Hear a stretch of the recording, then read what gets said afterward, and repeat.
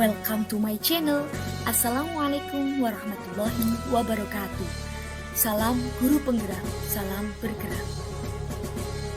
Hai, bertemu lagi dengan saya Erna Udi Mariani SPD dari Unit Kerja SD Negeri Kupang Kamu 01. Saya adalah calon guru penggerak Angkatan 7 Kabupaten Cilacap, Jawa Tengah.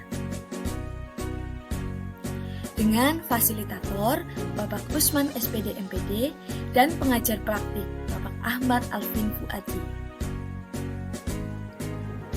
Hari ini kita akan membahas koneksi antar materi modul 1.1, kesimpulan dan refleksi pemikiran Ki Hajar Dewantara.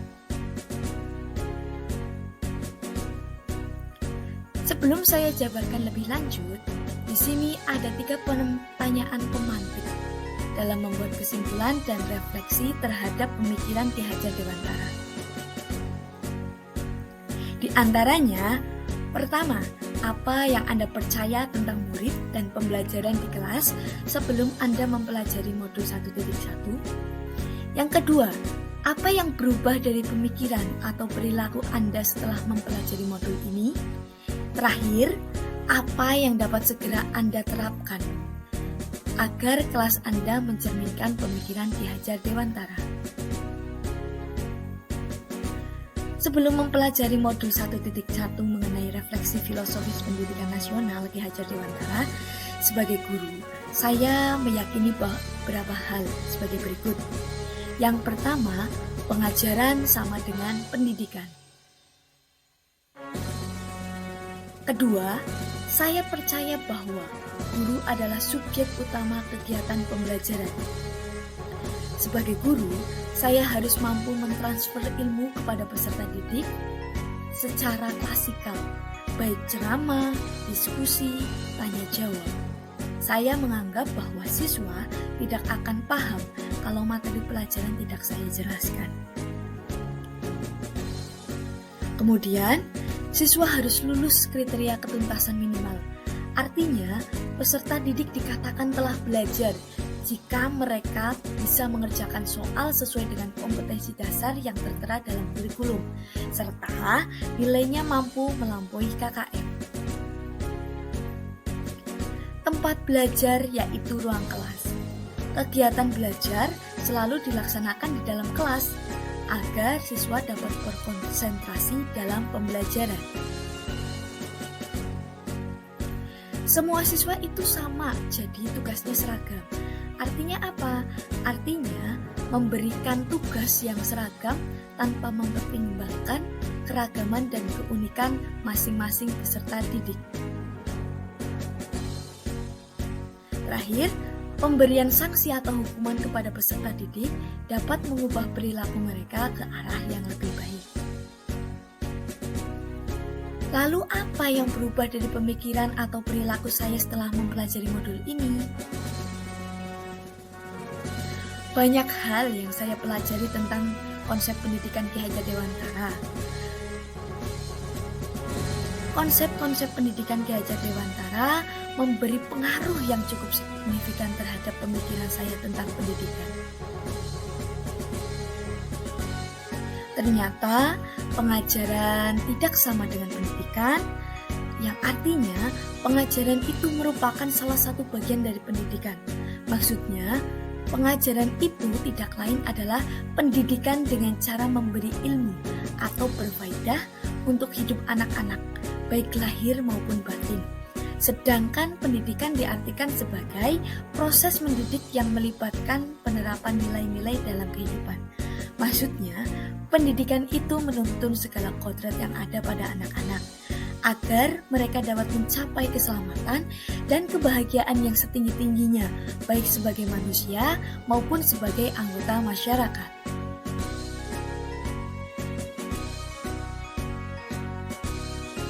Selanjutnya, subjek utama pembelajaran adalah siswa, bukan guru. Artinya, siswa harus berperan aktif dalam pembelajaran agar dapat mengkonstruksikan pengalaman-pengalaman belajarnya dalam bentuk perubahan atau perkembangan baik dalam domain kognitif, afektif, maupun psikomotorik. Lalu, tujuan pendidikan utama yang digagas oleh Ki Hajar Dewantara adalah bagaimana pendidik mampu membuat anak memiliki budi pekerti yang baik, bukan hanya lulus kriteria ketuntasan minimal. Budi pekerti atau watak diartikan sebagai bulatnya jiwa manusia. Orang yang mempunyai kecerdasan budi pekerti akan senantiasa memikirkan dan merasakan serta memakai ukuran, timbangan, dan dasar-dasar yang pasti dan tetap. Watak atau budi pekerti bersifat tetap dan pasti pada setiap manusia sehingga kita dapat dengan mudah membedakan orang yang satu dengan yang lainnya. Budi pekerti, watak, atau karakter merupakan hasil dari bersatunya gerak pikiran, perasaan, dan kehendak atau kemauan sehingga menimbulkan tenaga melalui pendidikan. Saya dan kita semua berharap bahwa anak-anak murid kita nantinya bisa bertumbuh menjadi sebaik-baiknya manusia yang memiliki adab dan budi pekerti yang baik.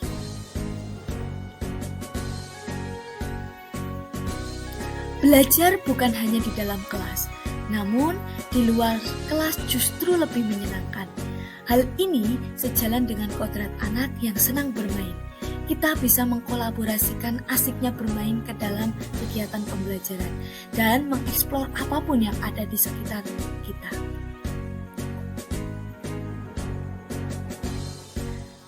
Dan setiap anak itu unik. Mengapa demikian? Sebab kodrat alam anak berbeda-beda. Kodrat alam anak yang tinggal di pegunungan akan beda kodratnya dengan anak yang tinggal di pesisir pantai. Mereka akan memiliki potensi, bakat, dan minat yang berbeda.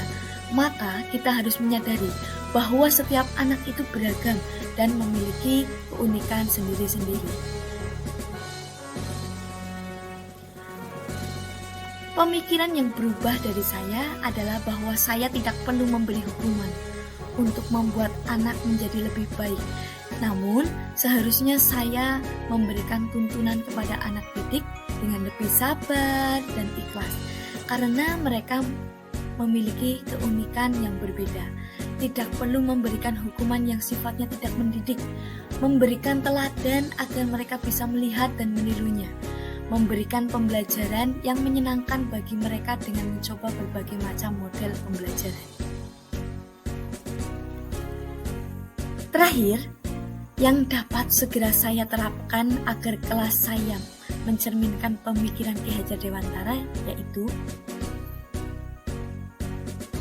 pertama, saya harus meyakinkan diri saya bahwa setiap anak lahir sudah lengkap dengan potensinya masing-masing. Meskipun masih terlihat samar, saya harus peka membaca dan mengenali setiap potensi anak yang saya didik agar pengajaran dan pendidikan yang saya berikan nantinya, baik metode maupun bahan ajar, bisa betul-betul menggali potensi anak semaksimal mungkin. Kedua, saya mencoba menciptakan suasana kelas yang menyenangkan. Hal ini sejalan dengan kodrat anak yang senang bermain. Kita bisa mengkolaborasikan asiknya bermain ke dalam kegiatan pembelajaran, misalnya dengan melakukan permainan tebak kata ketika pembelajaran berlangsung.